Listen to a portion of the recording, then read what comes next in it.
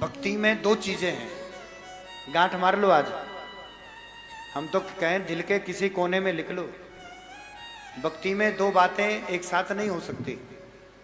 या तो आपको दर्शन होगा या तो आप प्रदर्शन में उलझोगे। दर्शन और प्रदर्शन दोनों एक साथ हो ही नहीं सकते।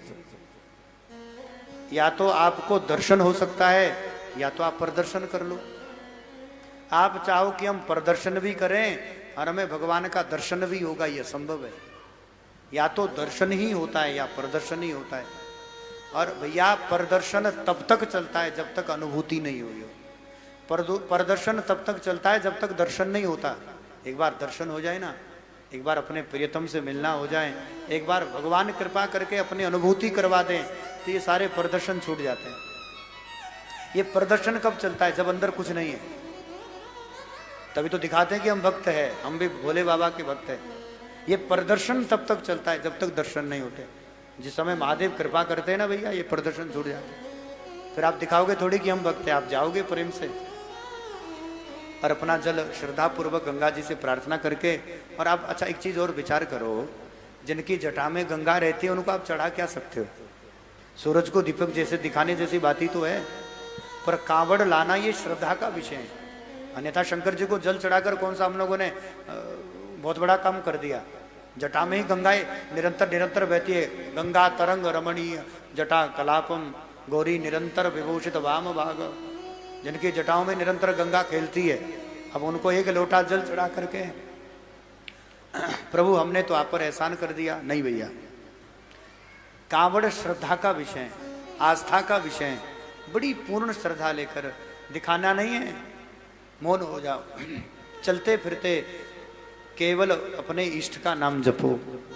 हम तो कहें कुछ नहीं आता तो शिव शिव जपो, अन्यथा तो ओम नमः शिवाय का निरंतर जप करते रहो। मौन हो जाओ और कहो प्रभु देखो, जब हम पैदल यात्रा करते हैं तो प्रत्येक कदम पे हर कष्ट में हमारे पाप मिटते हैं। पर हम पाप कब मिटाते हैं? सेठ के भंडारे खा खा करके सेठों के पाप जरूर चढ़ा लेते हैं। हम तो सबसे निवेदन करते हैं, लंगर खाओ, भंडारा खाओ, प्रसाद समझकर ग्रहण करो। या तो आधा घंटा सेवा कर लो भोजन परोसने की, अन्यथा तो 10-20-100 रुपया गुल्लक में डालकर आ जाओ।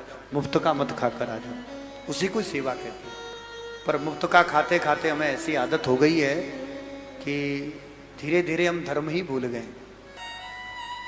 हम तो निवेदन करते हैं भैया, यदि गाना है तो संतों के पद गाओ, यदि सुनना ही है तो महापुरुषों के पदों का गायन सुनो, भगवान का नाम सुनो।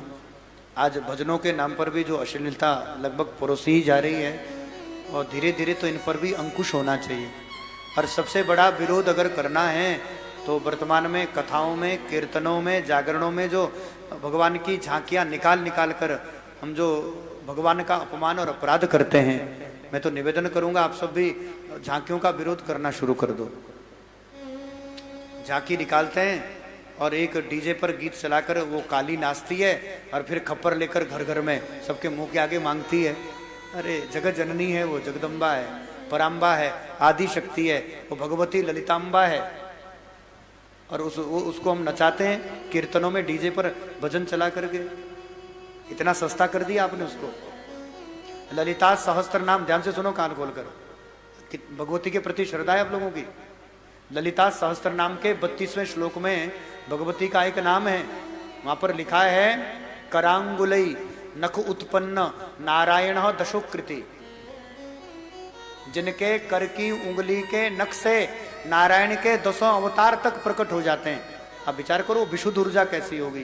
वो माँ भगवती, वो मूल ऊर्जा, वो मैन एनर्जी, वो ऊर्जा कैसी होगी जिसके करांगुलई नखोत्पन्न नारायण दशोकृति।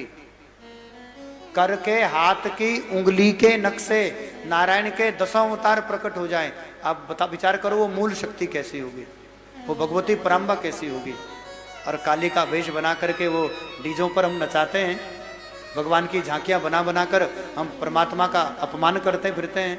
तो हम तो आपसे भी निवेदन करते हैं भैया, झांकियों का भी खूब खुल के विरोध करना शुरू कर दो, तभी सनातन बच पाएगा। और फुअड़पन भजनों के नाम पर जो बचते हैं वो फूहड़ता भी समाप्त होनी चाहिए।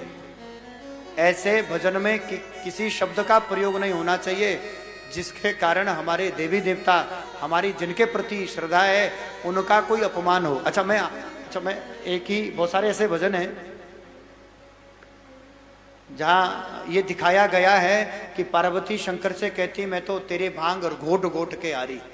जैसे पार्वती से विवाह इसलिए किया है कि तू ऐसा कर, तू मेरे लिए भांग रगड़ और मैं 24 घंटे नशे में दूध पड़ा रहूं। ये क्या है? ये सनातन को बिगाड़ने की साजिश है। और क्या हो रहा है? यही तो हो रहा है। शब्द का प्रभाव शब्द ब्रह्म है, चित्त पर पड़ता है। शब्द ब्रह्म है। एक व्यक्ति था, महात्मा पर गया, कहते क्या होता है राम राम कह करके। वो बैठकर लड़ाई करने लगा, बड़ा राम राम का प्रचार कर रहे हो, बड़ा राम राम करते हो, राम राम करो, सीताराम को, राधे श्याम को। क्या होता है? क्या होता है हरे कृष्ण करने से? क्या होता है राम राम करने से? थोड़ा अंग्रेजी झाड़ने लगा। महात्मा पढ़े लिखे थे, महात्मा ने भी खूब अंग्रेजी झाड़कर खूब डांटना शुरू कर दिया। उन्होंने कहा शट अप, चुप हो जाओ, स्टैंड अप, खड़े हो जाओ, हट, चल निकल यहां से। अब वो तो आग बबूला हो गया, आंखें दिखाने लग गया। उन्होंने कहा कि आप हमें ऐसा कैसे कह सकते हो? साधु को ऐसा नहीं करना चाहिए, साधु को इतना क्रोध नहीं करना चाहिए, संतों को ऐसे शब्दों का प्रयोग नहीं करना चाहिए। उन्होंने कहा क्या हो गया? अरे क्या हो गया महाराज जी, हमें बुरा लगी आपकी बात, वो तो संत है इसलिए हम कुछ नहीं कह पा रहे। कहते अच्छा बताओ, हमने शब्द ही तो कहे आपको, और उन शब्दों का प्रभाव आपके चित्त पर ये पड़ा, तो भैया शब्द का ही प्रभाव पड़ता है, शब्द का ही तो प्रभाव पड़ा। आप कह रहे थे राम राम करने से क्या होगा, वो तो दो शब्द है, तो हमने शब्द ही तो कहे, हटो चल निकल, शब्द ही तो थे, चुप हो जाओ, स्टैंड अप, निकलो, शब्द ही तो थे।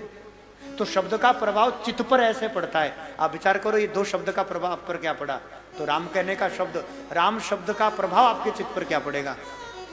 कहना है तो राम का नाम लो, लेना है तो ईश्वर का नाम करो। पर आज सब कहीं ना कहीं से सनातन धर्म कैसे गिरे, इतनी साजिशें चल रही है। विधर्मी लोग गीत लिख रहे हैं, भजन लिख रहे हैं, वो तो बिगाड़ेंगे हमारे स्वरूप को। हम लोगों को भी इतना ज्ञान बोध नहीं है कि देवताओं का मजाक उड़ाया जाता है, देवताओं की झांकियां।